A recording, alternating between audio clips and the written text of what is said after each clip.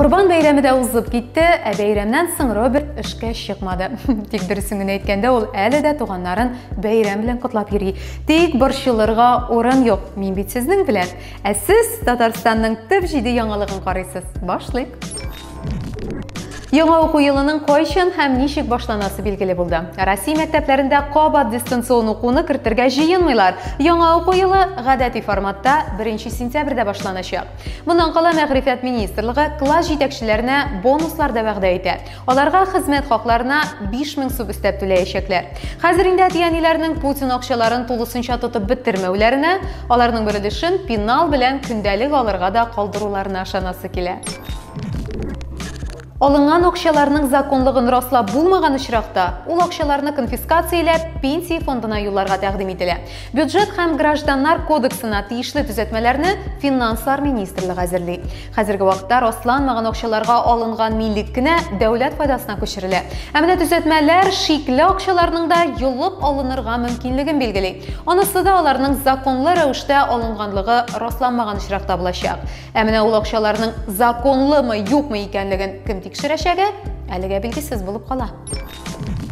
Сәламәтлекләре өчен чын мәгънәсендә кайгырткан кешеләр өчен Төркиядә ял итү бүгенгә иң мөһим чарадан санала дигән фикерен белдерде Татарстанның Роспотребнадзор җитәкчесе урынбасары Любовь Авдонина. Шул ук вакытта ул татарстанлыларга Россиядә ял итәргә киңәш бирә. Ә иң яхшысы Татарстанда ди ул.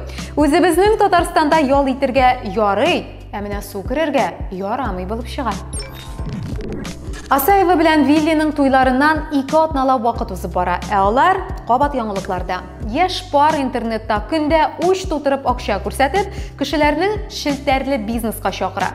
Эстраданың чираттагы вәкилләре иҗатны хобби дип, кайдадыр куллар һәм баш белән эшләүне гади халык хезмәте дип уйлап, кешеләрне сетевухага чакыруны нормаль күренеш дип саный. Татар эстрадасы, ни булды сиңа? Сез бит Эрик Гафаров юлы белән барасыз түгелме? Узган атнада бер хәл шок каттырды. Элвин Грей белән Ришат Төхвәтуллин очрашты. Артистлар әлбәттә Башкортстанда күрешкән, әмма анысы мөһим түгел. Чыннан да игътибарга лаеклысы. Эстраданың 2 төп яшь артистының бергәләп студияда очрашып, кочаклашып эшләве.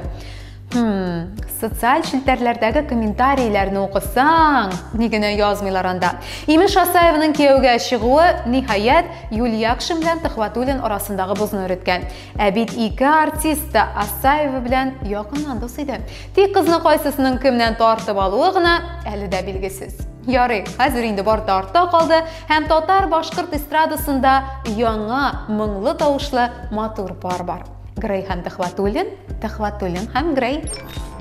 Бүгеннән кинотеатрлар, төнге клублар һәм ачык мәйданчыкларда балалар уен бүлмәләре эшли башлады.